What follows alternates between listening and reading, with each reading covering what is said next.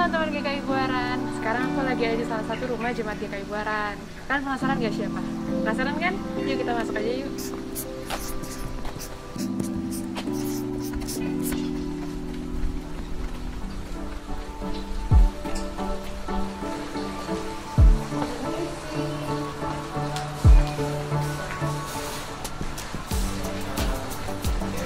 Selamat pagi Om.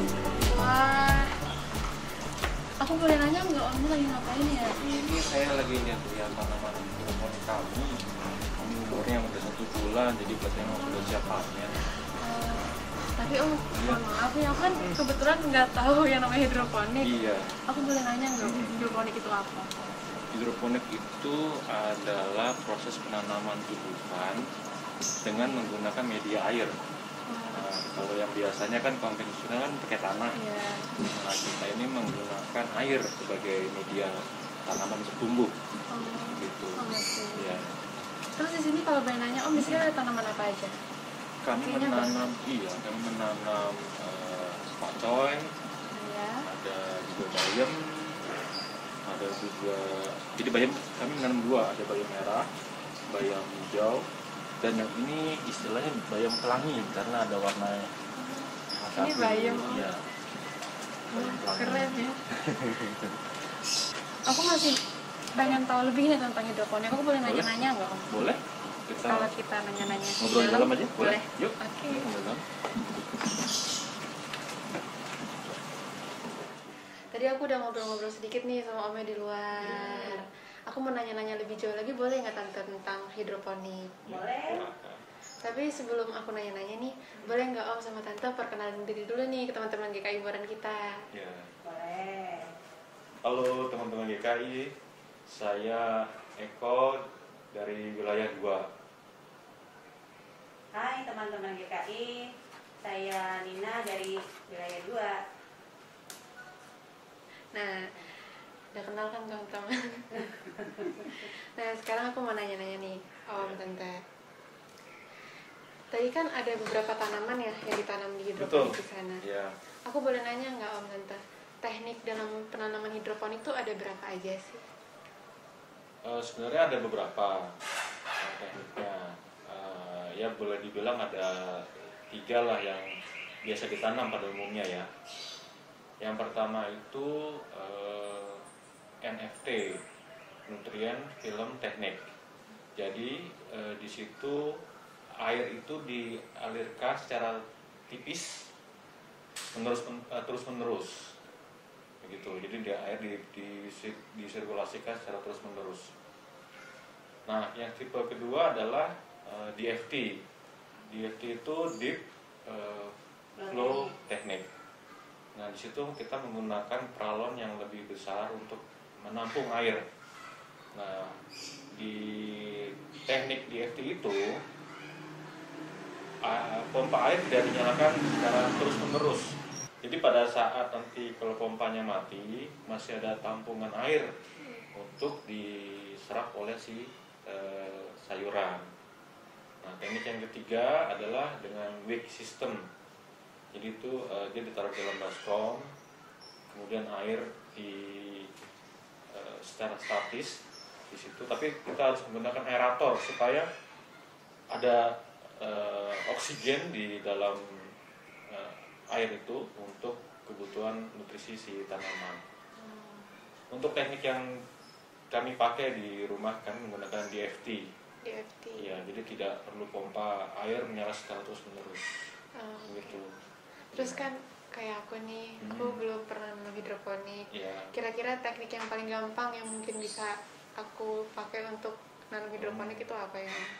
Atau DFT? Kalau Iya, untuk awal DFT. mungkin bisa pakai sistem yang lebih sederhana. Yang sistem wick itu tadi yang pakai aerator. Oh, oke. Ntar aku coba di rumah ya Tante. Oh boleh boleh. Nanti di sini juga boleh kalau kita mau boleh. belajar buat Oke. nyemai dan sebagainya. Aku mau nanya nih Tante, perbedaan menanam hidroponik sama konvensional itu apa ya? Pasti ada perbedaannya kan? Iya. Utamanya sih lebih ke pemanfaatan lahan juga ya. Karena kalau konvensional kan kita menggunakan lahan yang luas untuk menghasilkan banyak volume sayuran. Tapi dengan menggunakan hidroponik ini kita bisa memanfaatkan lahan yang sempit untuk menghasilkan volume sayuran tertentu juga, seperti itu. Nah, kemudian juga tidak menggunakan tanah, dengan media air pun jadi lebih praktis dan juga lebih mudah bagi setiap orang untuk menanam sayuran di rumah sendiri. Tadi kan pertama-tama tadi Om bilang kalau penanaman hidroponik itu menggunakan air. Betul. Nah, aku penasaran nih Om, penanaman hidroponik yang menggunakan air itu, airnya itu bisa menggunakan air bebas kah seperti air sumur, air pump, air minum, atau ada air yang harus memang untuk tanaman hidroponiknya itu sendiri? Rasanya menggunakan air apapun bisa ya. Ya, baik air pump, sumur atau air tanah. Asal memang kita juga rutin memberikan nutrisi bagi si tanaman ini supaya dia bisa mendapatkan asupan buat pertumbuhannya dia. Pakai air apa aja bisa. Oh, pakai air apa aja bisa. Berarti Intinya nggak ada. sih air itu mengandung mineral ya. Oh. Jangan air yang murni yang nggak ada mineralnya nggak bisa tumbuh. Oh, Sama lah kayak badan kita juga butuh mineral kan. Iya. Gitu. Oke, Tante. Terus pergantian airnya itu gimana ya? Maksudnya pergantian airnya itu sebulan harus diganti atau mungkin terserah kita kapan mau ganti Bisa airnya? diganti ya, tapi ditambah ya. Ditambah. Jadi umumnya kita malah menambah air karena ada penguapan ya. Iya. Penguapan. Nah, biasanya sih tidak perlu penggantian air.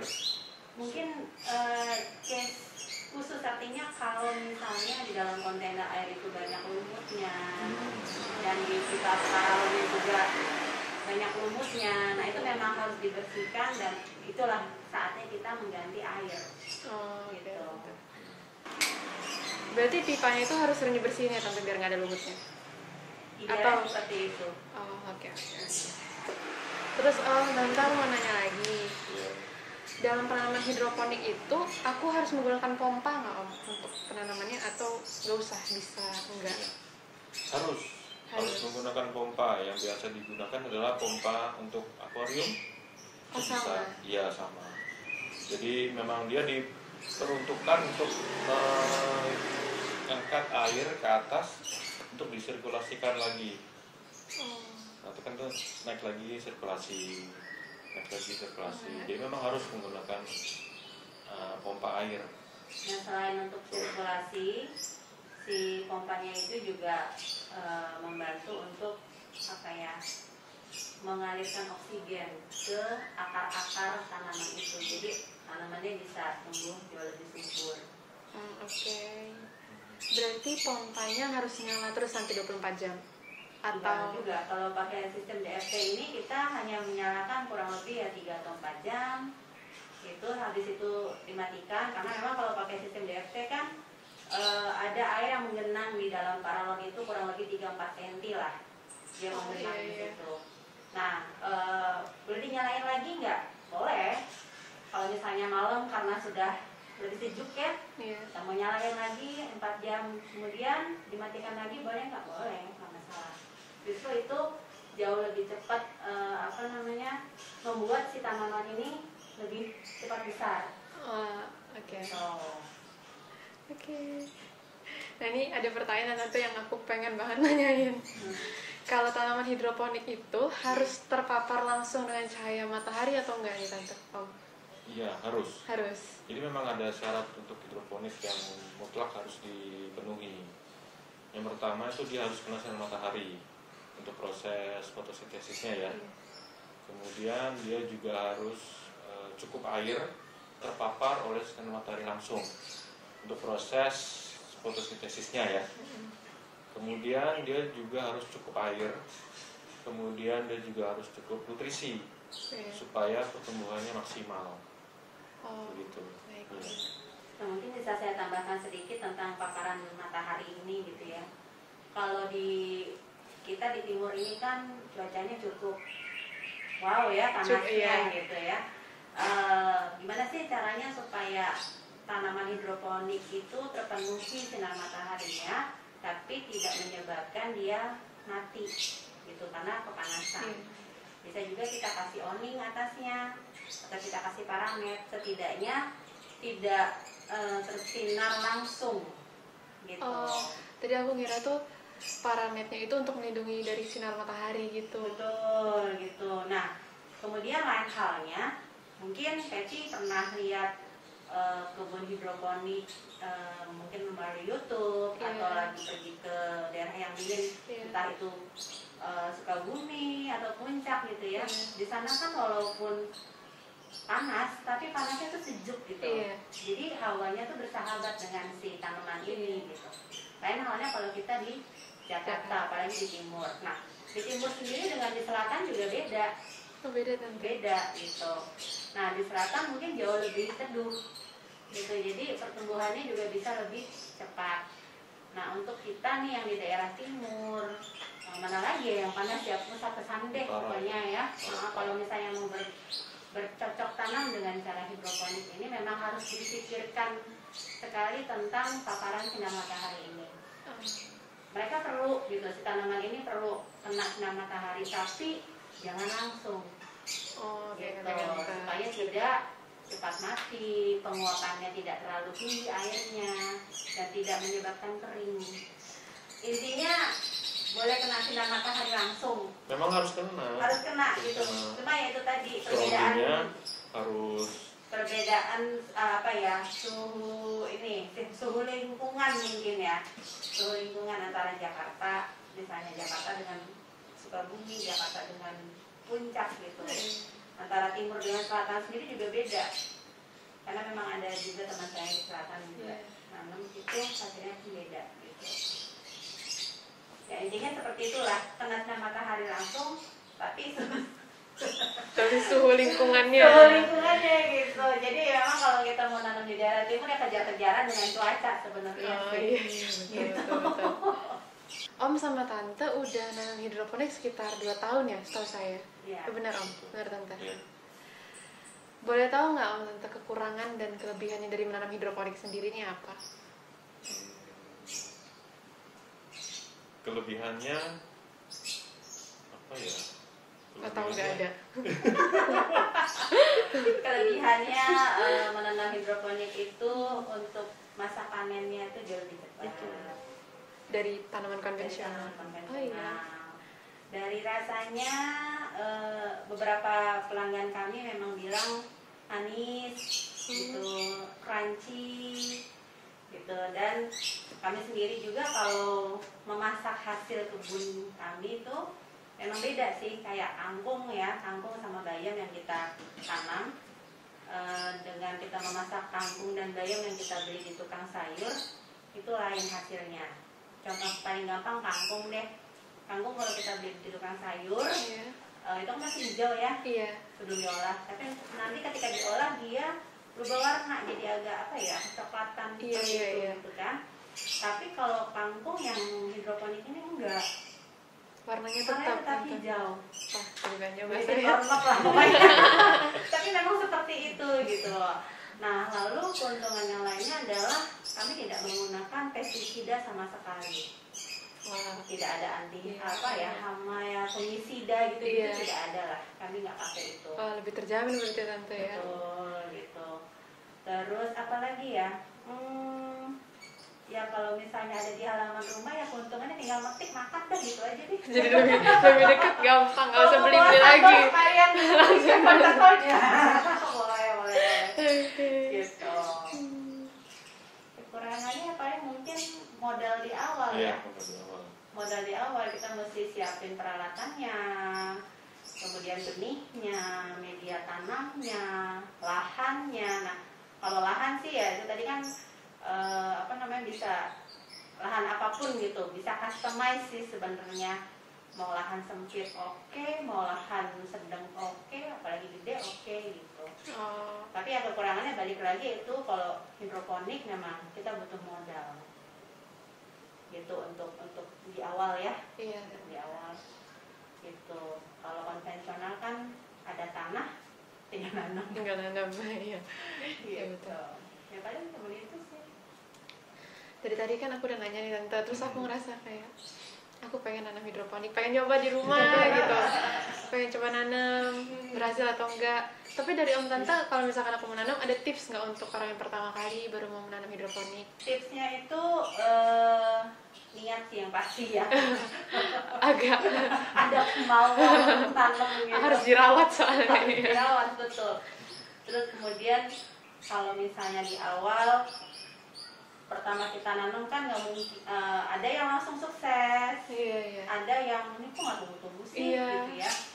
Nah kadang-kadang kalau udah ketemu satu hambatan, nggak ketemu way out-nya, nggak ketemu jalan keluarnya, jadi males gitu. Iya. Intinya kalau mau bercocok tanam dengan hidroponik itu tidak boleh patah semangat, gitu loh. Harus tekun, bukan disiplin ya, tekun lah. Dan kalaupun ternyata ada hambatan di dalam perjalanan kita menanam, kita cari ini kenapa, ada apa, gitu. Jangan sampai kos yang kita udah keluarkan itu mandek di situ aja, kan sayang kan. Gitu. Terakhirnya Tante, ada pesan nggak Tante sama Om buat jemaat-jemaat GKI Buaran selama pandemi ini? Jemaat GKI dan untuk kita semua selama pandemi, jangan patah semangat. Walaupun banyak badai di luar sana, atau ada pengurangan pekerjaan, terus pemasukan juga berkurang, intinya jangan patah semangat, tetap berkreativitas, berkreasi, kreatif. Apapun yang kita kerjakan itu kita kerjakan dengan hati. Karena kalau kita kerjakan dengan hati, hasilnya pasti oke kok, gitu. Yang balik lagi, selain dengan hati, kita kerjakan sesuatu itu juga untuk Tuhan yang pasti ya. Feel-nya dapet lah kalau di situ, gitu. Itu aja sih. Mungkin ada yang mau ditambahkan Pak Eko? Ya mungkin bertanam dengan hidroponik bisa menjadi usaha yang bisa dilakukan dengan mudah di rumah. Ya mungkin juga bisa mendatangkan keuntungan juga, dan juga memberikan kesehatan juga buat keluarga kita sendiri sih. Ya jadi memang bisalah dicoba untuk bercocok tanam dengan menggunakan hidroponik. Itu aja. Makasih nih Om, makasih Tante. Sama-sama. Aku tadi nggak ngerti hidroponik itu apa, bagaimana, sekarang aku jadi ngerti. Kita bingung ya. Makasih ya Om, makasih Tante. Sama-sama. Tapi tadi kan Tante udah bilang nih, aku boleh nyoba cara nanam hidroponik. Boleh, beneran aku boleh nyoba Tante. Boleh banget. Oh iya. Bingung lagi mau ngomong apa.